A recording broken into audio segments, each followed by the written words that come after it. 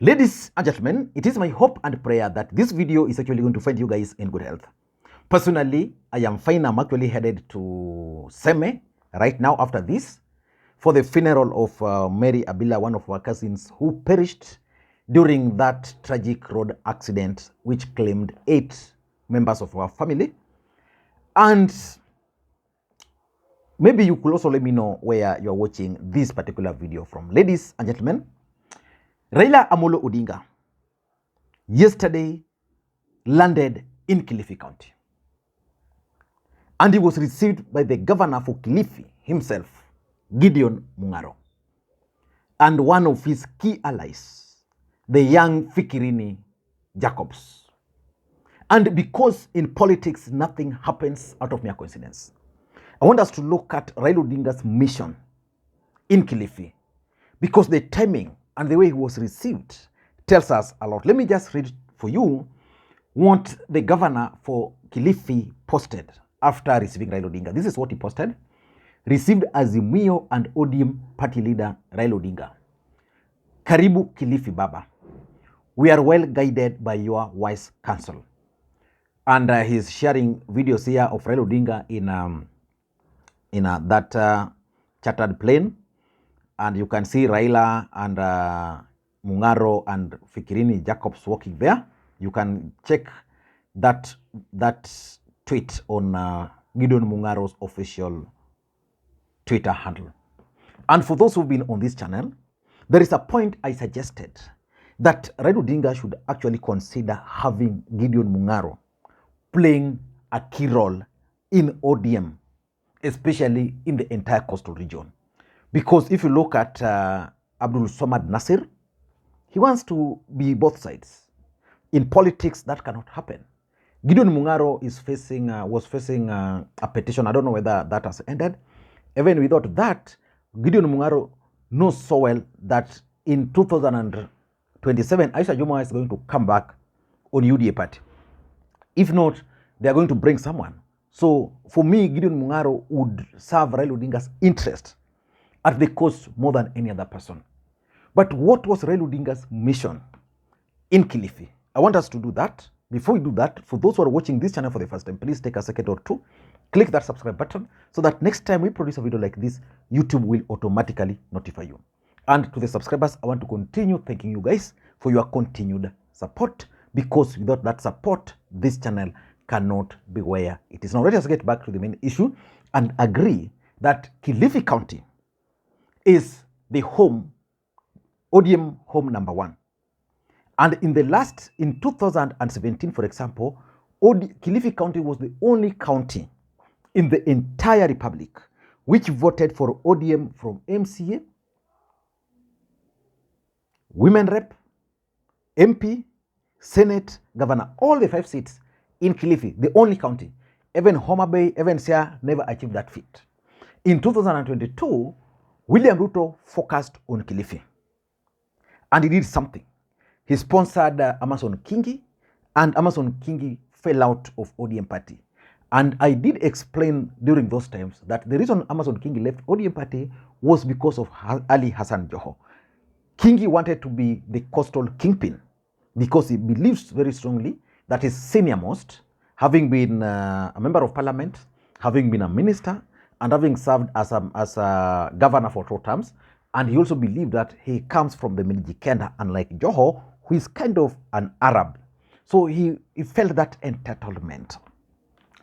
As fate would have it, Amos Kingi came up with his party PA, which ended up winning a few seats. In fact, in Kilifi, if a seat was not won by ODM party, then it was won by PA. And PA, despite the fact that they ended up working with Kenya Kwanza, all the candidates, the gubernatorial, the senatorial, the women reps, the MCS, all of them insisted that they were members of ODM until William Ruto was declared the president.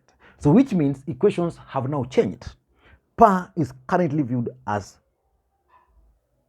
UDA, and Amos Kingi is now left with ODM. So what was Raila Odinga's mission? Number 1, in my view, I think Raila Odinga is trying to listen to what is being told. that he needs to focus on consolidating the ODM strongholds. I've seen Raila Odinga going to the mountain severally, going to Rift Valley severally, while neglecting his strongholds. Charity begins at home. It's important for Raila Odinga to consolidate his strongholds first before attempting to win new grounds. Let's face it, the mountain gave Raila Odinga votes which were stolen. But even if they were stolen in the mountain, if he had really consolidated his support base, we would not be where we are.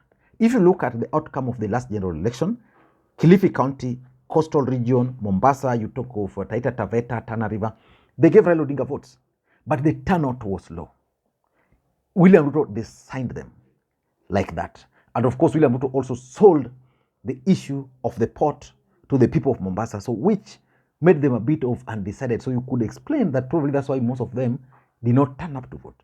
So Raila Odinga, in my view, is keen on consolidating his strongholds, Kilifi being one of them. And from Kilifi, if I were to advise Raila Odinga, if Raila Odinga were to hire me to be his advisor for the next 4 or 5 months, guys, you will see a lot of things. One of the things I'll tell Raila Odinga, concentrate in cost. Raila has the best support base in cost. He needs to interact more with them. So for me, that's the first thing he's doing. Number 2, I'm also sure that probably Raila Odinga is trying to reactivate the ODM grassroots networks in the coastal region, beginning with the Kilifi. In fact, if you look, sometimes I look at the figures because I have a bit of interest in statistics. Sometimes I look at the figures of the last election and certain things don't really add up to me. If you look, for example, Kwale, in 2017, they had the governor, Jubilee. In 2022, they have the governor, UDA.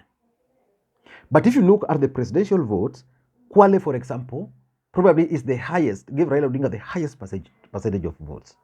So do you want to tell me that in Kwale, ODM could not find a better candidate to defeat the UDA candidate, while they were able to win, because these guys voted for Raila Odinga. So it means they left their houses, went, voted for Raila Odinga, then voted for UDA candidate. They voted for Raila Odinga, voted for UDA MP. It can't happen like that unless something happened. So Raila Odinga must now reactivate his ODM grassroots networks. And he can do it county by county by county, or by constituency by constituency by constituency. So for me, if you ask me, that is one of the things Raila Odinga is currently doing in Kilifi. And I would encourage him to go to other places. Because as much as Azimio is good, but Raila Odinga is stronger with ODM. A strong ODM is better for Raila Odinga than a strong Azimio. A strong Azimio is good for Raila Odinga in case he's running. But for his politics, he needs a strong ODM. Which means in 2022, even if Raila Odinga will not be running, let's say he's endorsing Kalonzo or endorsing some other person, but he needs a strong ODM so that he doesn't fall for the mistakes like the ones Uhuru Kenyatta fell on, where he allowed Jubilee Party to die. So he is currently a former president, a party leader, without a member of parliament.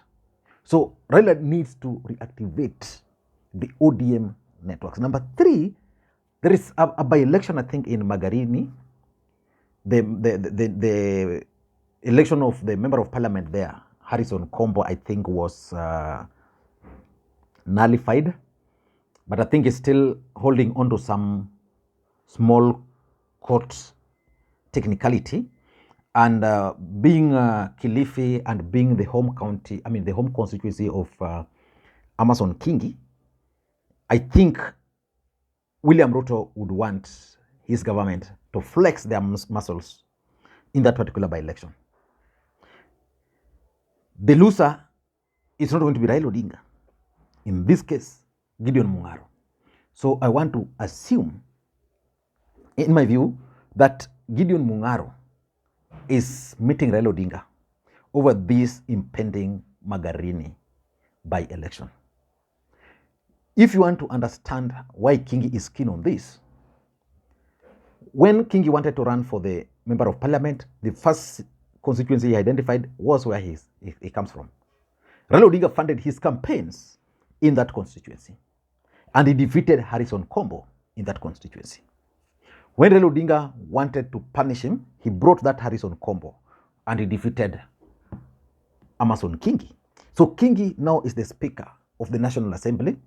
William Ruto is the President. In Kenya Kwanza, they now have the power. So probably they believe that with the power they have, with Aisha Jumwa as a minister, Kingi as a Speaker, Ruto as the President, they believe nothing can stop them from winning that by-election. So Raila Odinga is scheming on how they can win that by-election. And I also think that Raila Odinga is meeting Gideon Mungaro over coastal politics. And that's why the presence of Fikirini Jacobs comes into mind. If you ask me, Raila Odinga is missing something which he had in 2013 and 2017. He had Joho, he had Kingi. Those two were committed in ODM. They knew what they wanted, and they made Raila Odinga feel at home. As we speak, the Mombasa governor, as much as he's loved by people, his politics is not really helping Raila Odinga much. Raila Odinga would want to have someone else. And for me, Gideon Mungaro fits that bill. Every time I talk of Gideon Mungaro, so many people have always challenged me about the Senator, Madzayo. Madzayo is also good playing at the national level. So Raila needs Madzayo at the national level. Then he needs Kingi to play the local politics at the coast. So he needs Gideon Mungaro to play the local politics at the coast. Because Mungaro started as a senator, as a councillor. He was elected a member of parliament. Now he became a CAS. Now he's a governor. When it's about experience, he has that. And lastly, I also see this meeting as Raila Odinga's strategy for anti-William Ruto's demonstrations. What role will Kilifi play if the demonstrations will be called on again? Because Kilifi, Mombasa have been a bit quiet, and it has been worrying Raila Odinga, and it has also been worrying the handlers of Raila Amolo Odinga. I don't know what you think. Let me know your thoughts, and thank you guys for your time. Until next time, this is Lee Makwiny. Bye-bye.